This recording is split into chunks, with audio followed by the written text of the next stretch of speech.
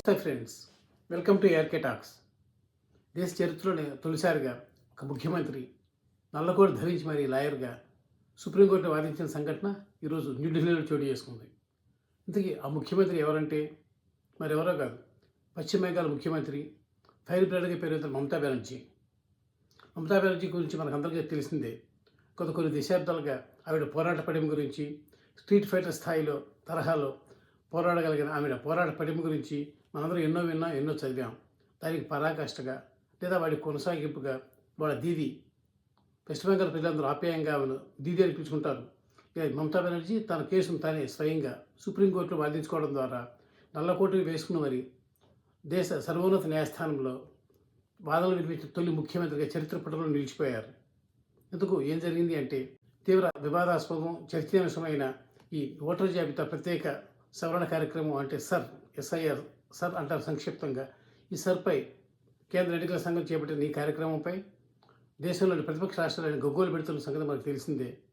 ఈ ఓటర్ జాబితా ప్రత్యేక సవరణ కార్యక్రమం పేరిట తమ అనుకూలమైన ఓట్లన్నింటినీ కూడా ఎలక్షన్ కమిషన్ తొలగిస్తోందని పూర్తిగా ఎన్డీఏ ప్రభుత్వానికి, కేంద్రంలో ఉన్న నరేంద్ర మోడీ ప్రభుత్వానికి, కేంద్ర ప్రభుత్వానికి అనుకూలంగా వ్యవహరిస్తూ తమకు గిట్టని వారి ఓట్లను తొలగిస్తూ ఎన్నికల్లో ఒక రకమైన ఫ్రాడ్కు బీజేపీని, ఎన్డీఏని గెలిపించేందుకు కేంద్ర ఎన్నికల సంఘం ప్రధాన కమిషనర్ జ్ఞానేష్ కుమార్ తీవ్రంగా శ్రమిస్తున్నారని ప్రతిపక్షాలను గొగ్గోలు పెడుతూ వస్తున్నాయి.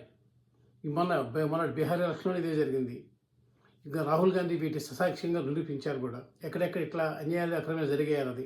అయినప్పటికీ కూడా కేంద్ర ఎన్నికల సంఘం తన మానంతను పనిచేసుకుంటూ పోతుంది. అదేవిధంగా త్వరలో ఎన్నికలు జరగనున్న వెస్ట్ బెంగాల్లో కూడా కేంద్ర ఎన్నికల సంఘం చేపట్టింది. అయితే ఈ కార్యక్రమం మూలంగా తమ రాష్ట్రంలో 58 లక్షల మంది ఓట్లు గల్లంతయ్యాయని, పశ్చిమ బెంగాల్ ఓటర్లలో చాలామంది ఇంటి పేర్లు చిన్నపాటి స్పెల్లింగ్ తేడాలతో ఉంటాయని, కానీ ఎలక్షన్ సంఘం మాత్రం వాటన్నింటి కూడా తొలగింపు చేయడం ద్వారా 58 లక్షల మంది అర్హులైన ఓటర్లు పశ్చిమ బెంగాల్ రాష్ట్రంలో ఓటు హక్కును కోల్పోయారు మమతా బెనర్జీ ఆరోపిస్తూ వస్తున్నారు. దీనిపై ఆవిడ పెద్ద స్థాయిలో ఉద్యమం కూడా చేస్తున్నారు గత కొన్ని నెలలుగా. దీన్ని మరొక లెవెల్కి తీసుకెళ్లేదు. అయితే తన మాట నెగ్గటం లేదని, లేదా తన బాధను ఎవరు వినిపించుకోవడం లేదన్న ఆగ్రహంతో ఆవిడ ఇటీవల సుప్రీంకోర్టు కేసు కూడా వేశారు కేంద్ర ఎన్నికల సంఘంపై. ఎన్నికల సంఘం చేపట్టి ఓటర్ల సవరణ ప్రత్యేక కార్యక్రమంపై ఈ కేసు విచారణకు వచ్చింది ఇవాళ బుధవారం నాడు. ఈ కేసులో మామూలుగా లాయర్ని పెట్టుకోవచ్చు. మమతా బెనర్జీ ఆవిడ ముఖ్యమంత్రి, తృణమూల్ కాంగ్రెస్ పార్టీకి అధినేత్రి కూడా కాబట్టి ఎంత ఖరీదైన లాయర్లను పెట్టించుకుని తన కేసును వాదించుకోవచ్చు. అయితే ఆవిడ మాత్రం అలా చేస్తే మమతా బెనర్జీ ఎందుకు అవుతుంది? అందుకని ఆవిడ తన కేసును తనే వాదించుకున్నారు. ఇప్పుడు 1970 దశకంలోనే మమతా బెనర్జీ న్యాయవేద విద్యను అభ్యసించి లాయర్గా తన పేరు నమోదు చేసుకున్నారు. అయితే ఆ తర్వాత కోర్టులో ఇప్పుడు ఆవిడ వాదించలేదు అనుకోండి. బహుశా ఇదే ఆవిడ తొలి కేసు. అది డైరెక్ట్గా సుప్రీంకోర్టులో. ఈ కేసు సుప్రీంకోర్టు విచారణకు వచ్చినప్పుడు మమతా బెనర్జీ అనూహ్యమైన ఎత్తులకు, రాజకీయ ప్రత్యర్థులను వారు ఊహించని అనూహ్యమైన ఎత్తులతో చిత్తు చేస్తారని పేరున్న మమతా బెనర్జీ సుప్రీంకోర్టు ముందుకు వెళ్ళి తన కేసును తనే స్వయంగా వాదించుకుంటానని సుప్రీంకోర్టు ప్రధాన న్యాయమూర్తిని కోరారు.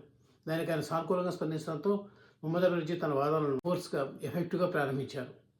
తన మాటను ఎవరు వినిపించుకోవడం లేదని, ఈ ఓటర్ల సవరణ కార్యక్రమం పేరిట కేంద్ర ఎన్నికల సంఘం అన్యాయంగా 58 లక్షల మంది ఓటర్లను తొలగించిందని, పక్కనే ఉన్న అస్సాం రాష్ట్రంలో ఇదే కార్యక్రమం అమలు చేస్తున్న కేంద్ర ఎన్నికల సంఘం అక్కడ అమలు చేస్తున్న నిబంధనలను పశ్చిమ బెంగాల్ మాత్రం అమలు చేయడం లేదని, ఎందుకంటే అస్సాంలో ఉంది బీజేపీ ప్రభుత్వం, వెస్ట్ బెంగాల్ ఉంది తన ప్రభుత్వం కాబట్టి అక్కడ ఒక రూలు ఇక్కడ ఒక రూలు అన్నట్టుగా కేంద్ర ఎన్నికల సంఘం వ్యవహరిస్తుందని, దీన్ని ఆక్షేపిస్తూ, దీన్ని ప్రశ్నిస్తూ తాను 6 లేఖలు రాసినా సరే కేంద్ర ఎన్నికల సంఘం నుంచి ఇటువంటి సమాధానం రాలేదని, తన పని చేసుకుంటూ పోతుందని మమతా బెనర్జీ ఆక్షేపించారు తన వాదనలో.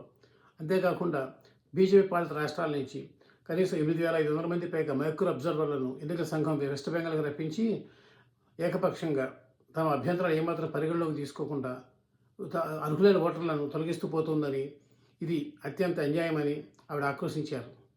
ఆవిడ వాదనతో ఏకీభవించిన సుప్రీంకోర్టు కేంద్ర ఎన్నికల సంఘానికి నోటీసు కూడా ఇచ్చింది. దీన్ని బట్టి మమతా బెనర్జీ పోరాట పటిమ, ఆవిడ అనూహ్యంగా ఇందాక చెప్పుకున్నట్టు ఆవిడ అనూహ్యంగా ఎలాంటి ఎత్తులు వేసి ప్రత్యర్థులను చిత్తు చేయగలదు అన్న విషయం మనకి ఇంకోసారి స్పష్టంగా విసిద్ధమవుతుంది. లేని పక్షంలో అమిత్ షా, నరేంద్ర మోడీ ద్వయానికి ఎదురొడ్డి ఇంతకాలం పాటు ఆవిడ రాజకీయాలు చేయలేరు. వెస్ట్ బెంగాల్లో తనను పడగొట్టేందుకు ఎప్పటికప్పుడు ఈ మోడీ షా ద్వయం ఎన్ని ఎత్తులు పన్నుతున్నా, ఎన్ని పన్నాగాలు వేస్తున్నా ఇంతగా వాటన్నింటినీ చిన్నాభిన్నం చేసి తన హవాని ఇలా కొనసాగించుకోలేరు.